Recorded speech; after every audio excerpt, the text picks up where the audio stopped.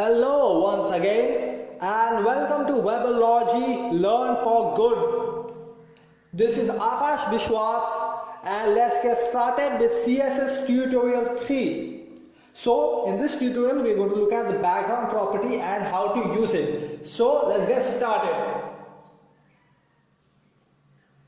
Okay, so as I said earlier, in this tutorial we're going to look at the background property, and the background property is used a lot in CSS and HTML coding. So the first background property that we are going to look at is the background color property, which is used to specify the background color of an element, and you can specify for a particular element as well as the entire document or the entire body element. So first we'll just apply to the body element, and then later we can apply to H1 and P because these two elements are available on the document.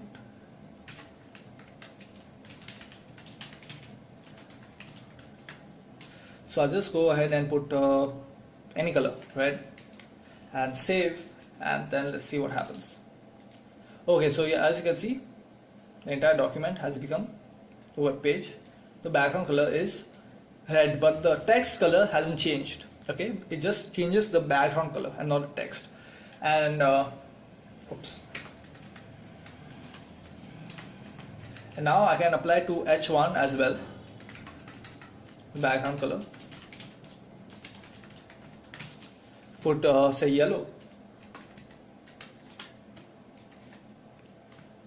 So always make sure to always open and close. In the previous one I didn't close, it's my mistake, but W3C recommends to always open and close all your tags, and even in CSS it's mandatory, it's a rule. Okay, if you don't, your browser won't recognize, and it's a proper way of coding.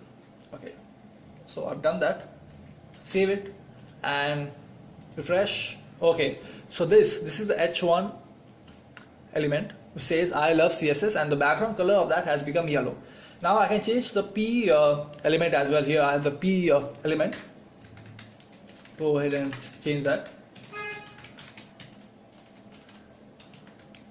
I can put any color I want. Say I can put green. Save that. And voila, there you go. So the background color of this web page or website is red. The background color of the H1 element is yellow, and the background color of P is green. But as you can see, it just changes the background color and not the text color.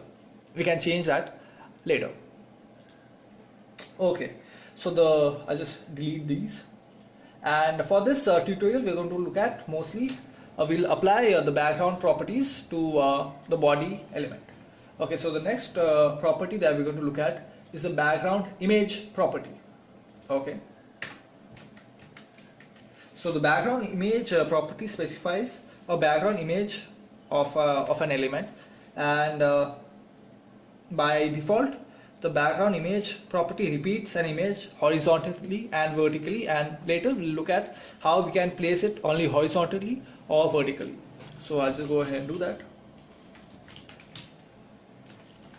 So the background image, to apply, you have to apply the URL in the value section, and when you have done HTML, you know how to apply images, how to put images on your web page. It's very similar to here.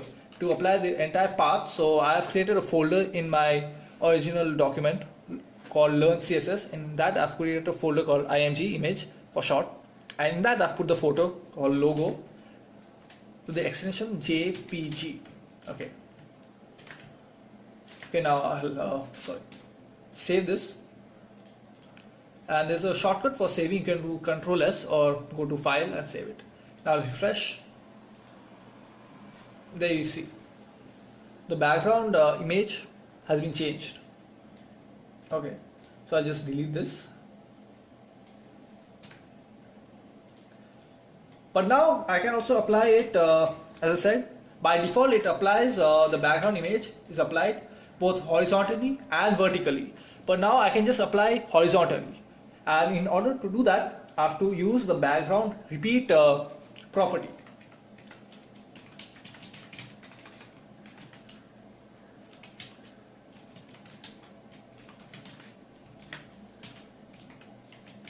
and I have to put repeat X for the X axis, which defines the background image to be horizontally aligned. Okay, I'll save and see. The background image previously was both horizontally and vertically aligned, but now, as I've just specified here, background repeat as repeat X axis and repeats horizontally. Okay, now I can change this. I can make it Y, repeat vertically. Okay, so there you see, repeat vertically, and I can also put no repeat to show that the background will repeat only once.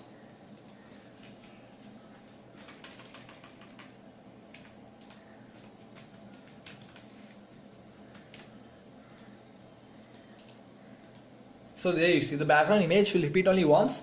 If I just put no repeat as a value, I can, as I said, you can change it to horizontally, you can align it, you can align it vertically, you can just show it once, and you can also align differently. You can center, top, right. Here we'll look at later the position, and by default it is both horizontally and vertically aligned. So if you have an image which is very small, and by default you just put URL image, it will be the entire web page. Okay, so that doesn't look good. You need to know how to apply. Okay, so the next property that we're going to look at is the position property, the background position property, which specifies the position of the background image. Okay, so I'll just delete this and put the position. Now I can put anyway, I can put it on the right. I'll just save that and see what happens. Okay, you can see nothing has happened because by default the background image property has aligned it both horizontally and vertically. But now if I change it back to horizontal align,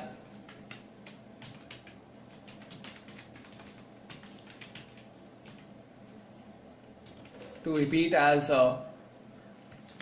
repeat X along the X axis for horizontal align, you can see the difference. Okay,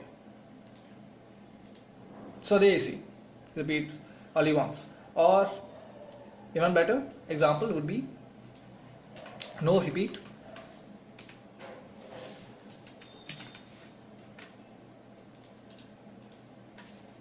it has aligned to the right. Now I can align center as well.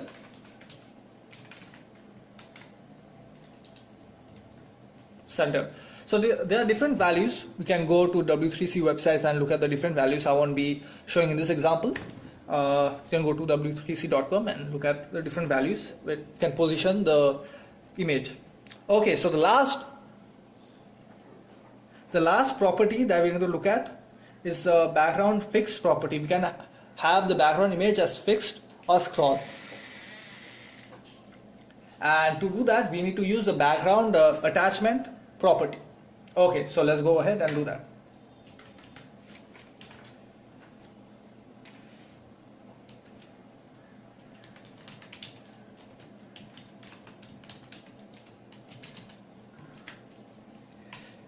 So I can put it as scroll or fixed. You have two values, either scroll or fixed. So here you won't see there's much difference because the text, hardly there's any text. Now if I really minimize this, the web page, there you can see, you can scroll here. But now similarly if I remove the scroll and put it as fixed,